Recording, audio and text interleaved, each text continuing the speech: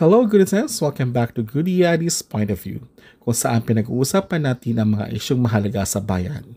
Sa araw na to, tatalakayin natin ang isa na papanahong usapin, ang mga DSWD programs tulad ng AICS o Assistance to Individuals in Crisis Situations, AKAP o Abot Kamay ang Pagtulong, at CARD, Cash Assistance for Relief and Development, at marami pang iba. Programs na dapat ay walang bahid politika, pero bakit tila na po politika? Nakita niyo na ba yung mga payout na may mga mukha ng politiko sa tarpaulin? At minsan may pakaravan pa? Tara, pag-usapan na natin ito. Bago natin pag-usapan ang ginagawa ng mga politiko sa payout events, linawin muna natin ito. Ano ba talaga ang mandato ng DSWD sa mga EDA programs na ito? Ang DSWD bilang pangunahing ahensya ng gobyerno para sa social welfare ay may responsibilidad na maghatid ng financial assistance sa mga nangangailangan sa ilalim ng mga programa tulad ng AICS, AKAP, CARD at marami pang iba. Ang mga programang ito ay pondo ng national government mula sa buwis ng mga Pilipino. Ayon sa mga opisyal na guidelines ng DSWD, dapat itong maipamahagi ng patas at walang kulay ng politika. Ibig sabihin, ang ayuda na ito ay para sa tao, hindi para sa political mileage ng kahit sinong opisyal. May mga malinaw na memorandum ang DSWD na nagsasaad na hindi dapat gamitin ng mga politiko ang mga event na ito para sa kanilang political advantage.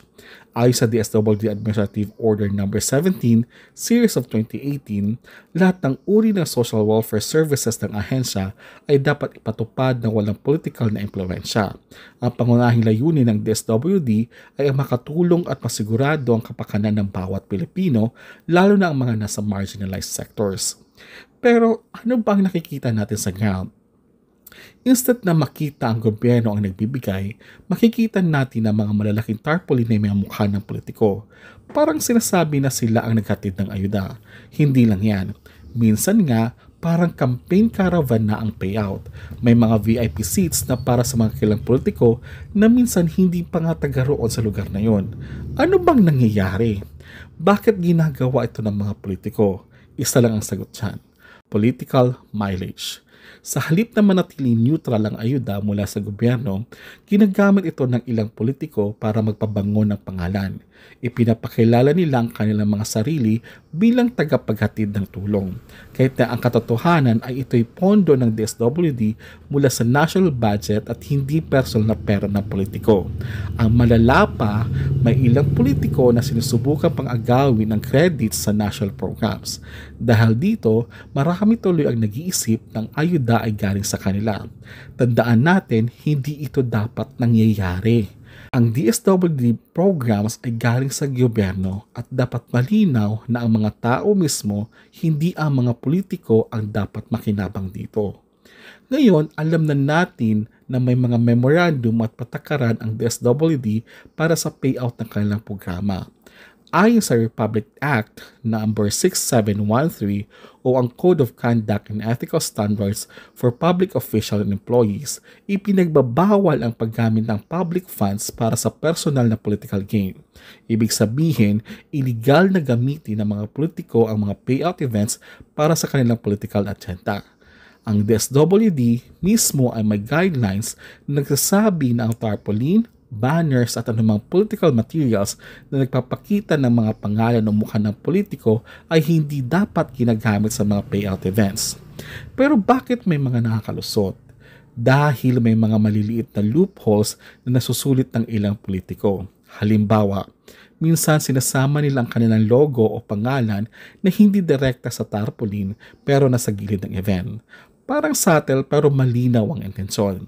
Isa pang halimbawa, ang mga caravan-style payouts. Minsan, ginagamit ang payout para magdala ng buong political team ng isang opisyal at parang naging rally na ito. Ang ganito mga kalokohan ay manipulasyon ng proseso at dahil dito, nawawala ang transparency at naging political circus ang dapat sanay simpleng tulong para sa mga nangangailangan. Paano tayo makakakontra sa ganito mga gawain? Simple lang, tanungin natin ang mga tama at legal na tanong. Kung makakita kayo ng payout event na puno ng political paraphernalia, karapatan ninyo magtanong, bakit may mukha ni Mayor sa tarpaulin? Bakit parang political rally na ito? Pwede ninyong idulog ang mga itong insidente sa DSWD at sa mga anti-corruption bodies tulad ng COA o Commission on Audit, at higit sa lahat, i-educate natin ang ating mga sarili at ang ating mga kapwa na ang ayuda mula sa gobyerno ay hindi utang na loob sa kahit sinong politiko. Hindi natin kailangan magpasalamat sa kanila ng sobra-sobra dahil ito ay karapatan natin. Sila ang dapat managot kapag ginagamit ang mga public funds para sa kanilang sariling kapakanan.